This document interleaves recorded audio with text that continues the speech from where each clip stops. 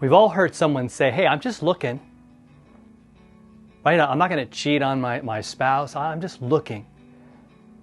God created that person and made them beautiful, made him handsome, so we're going to look. See, I believe that those are fighting words. Those are fighting words. That is not God telling us to appreciate his creation at all. It's opening the door to trouble and to issues. Now today, our fighting words are going to come from Matthew 5, verse 28. Challenging passages, right? And what Jesus is trying to strike at the heart at is, a lot of times we think of sin as just doing bad things, but it's what's in your heart. Now, somebody walks by you, an attractive member of the opposite sex, and you might be like, you can't control the fact that that person walks past you. Not at all. You can't control how they look. You can't control how they're dressed. You can't control any of those things. But what you can control is what you're going to look at from that moment on. Are you going to look again? Because that second look, that's on you. The third look and the fourth look, and the more you do that, the deeper you're in. And Jesus says that it's about your heart. And he's talking about lust here, and I think lust is a huge problem in our world. We don't like to talk about it, I know, and many of you are probably like going, man, I feel uneasy that you're talking about sex, you're talking about, maybe about porn or about any of those kinds of lust issues, but that adult entertainment industry brings in lots and lots and lots and lots and lots of money for a reason that people take it in. In our world, it's becoming almost like acceptable, or in some places encouraged, to look at those kinds of things, to look at people in that way. And that is certainly not what God had in mind. He created us to love each other, not use each other, right? To value and to care about each other, not as a means to an end, right? And I'm going to call it what it is. That's evil, right? That's temptation. And so what Jesus does is he helps us the fighting words are to get rid of your excuses.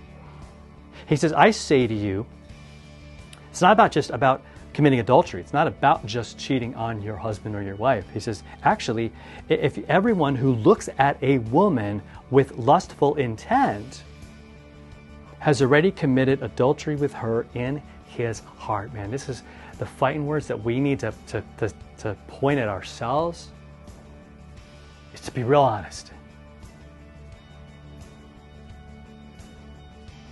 What's your intent? Like, you may not ever act on it, but I think what happens, and Jesus knows this, the more you think, the more your mind starts to mull it over and look at it. I mean, it goes from thought and fantasy to reality. And then the devil's got you, and he's right, and he's done a number on you. I would say probably 100% of the people that have had affairs, people that have slipped and fallen, and maybe that's you, and I want you to know there's hope. I want you to know that God has a better way for you of life, that He wants to accept you. He wants you to say, look, I don't want that for your life anymore. Breaks His heart when we're doing that. Breaks His heart when we get taken down by these things. That's why He says this, because if we don't take these words and use them as fighting words, we're going to fool ourselves, and we're going to go down that path, and there's nothing good down that path. He says, if you're looking at someone and going, wow, I'd like to do that, He goes, it's the same as actually doing that. So you can't say, I'm just looking, because when you're looking that way, that person stops being a person. And the devil uses it as an opportunity to make you fall, to make you hurt, to make you bleed. And that's what he wants. He wants to make you bleed. Those are fighting words. Jesus came to give us life, and life to the fullest. Freedom from that. Or we could say, no, I'm not going to look at that. I'm not going to look at her. Man, I'm going to turn from that. I know it's all around us. That's why we need to help each other.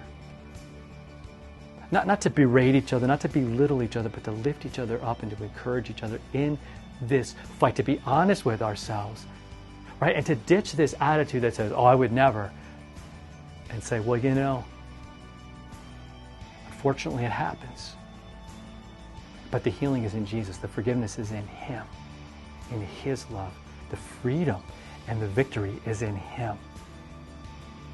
I pray that we embrace that today and every single day. Let's share this with everyone so that we all might know His freedom and His love.